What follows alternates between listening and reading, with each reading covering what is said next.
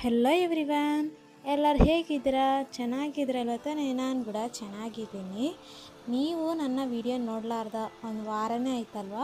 ಹೌದು, ನಾನು ವಾರೆಲ್ಲ ಸ್ವಲ್ಪ ಬ್ಯುಸಿ ಇದ್ದೆ, ಅದಕ್ಕೆ ವಿಡಿಯೋ ಅಪ್ಲೋಡ್ ಮಾಡೇ ಇಲ್ಲ. ಆದರೆ ಇವಾಗಲಿದ್ದ ನಾನಾದರೆ ವಿಡಿಯೋ ಡೈಲಿ ಅಪ್ಲೋಡ್ ಮಾಡ್ತೀನಿ. ನೀವು ಕೂಡ ಹಾಗೆ ಲೈಕ್ ಮಾಡಿಕೊಳ್ರಿ, ಹಾಗೆ ಸಬ್ಸ್ಕ್ರೈಬ್ ಮಾಡಿಕೊಳ್ರಿ.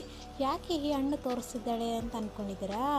ಅದು ಏನಿಲ್ಲ, ಇಲ್ಲಿ ಹೀಗೆ ನಾಲ್ಗೆ ಹೊಡೆದ್ರೆ, ಸ್ವಲ್ಪ ಬಾಯಿ ಹೊಡೆದ್ರೆ ಅಸಲು ಊಟ ಮಾಡೋದಾಗಲ್ಲಲ್ವ. ಅದಕ್ಕೆ ನಮ್ಮ ಸೈಡ್ ಆದರೆ ಹೀಗೆ ಇದನ್ನು ಹಣ್ಣು ಹೆಸರು ಜಿಬ್ಬಣ್ಣು ಅಂತಾರೆ. ನಿಮ್ಮ ಸೈಡ್ ಏನಂತಾರೆ ಅದನ್ನು ಕಾಮೆಂಟ್ನ ತಿಳಿಸ್ರಿ. ಇದನ್ನು ತಿಂದರೆ ಬಾಯಿ ಮೇಲಾಗುತ್ತೆ, ಹಾಗೆ ಸ್ವಲ್ಪ ಹೊಟ್ಟೆ ತಂಪಾಗಿರುತ್ತೆ ಅಂತ ನಮ್ಮಮ್ಮ ಹೇಳ್ತಾ ಇರ್ತಾಳೆ ಅವಾಗವಾಗ. ಆದರೆ ಇಲ್ಲಿ ನಮ್ಮ ಅಣ್ಣಗಾದರೆ ಹೀಗೆ ಬಾಯೆಲ್ಲ ಹೊಡೆದಿತ್ತು.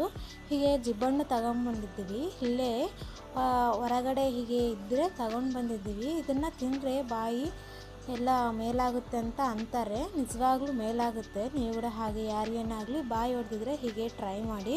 ಹೀಗೆ ಜಿಬ್ಬಣ್ಣನ್ನು ತಿಂದರೆ ನೋವು ಎಲ್ಲ ಕಮ್ಮಿ ಆಗುತ್ತೆ ಅಂತಾರೆ. ನಿಮ್ಮ ಸೈಡ್ ಆದರೆ ಏನಂತಾರೆ ಇದನ್ನು? ನಮ್ಮ ಸೈಡ್ ಆದರೆ ಹೇಳ್ತೀನಲ್ವಾ, ಜಿಬ್ಬಣ್ಣ ಅಂತಾರೆ.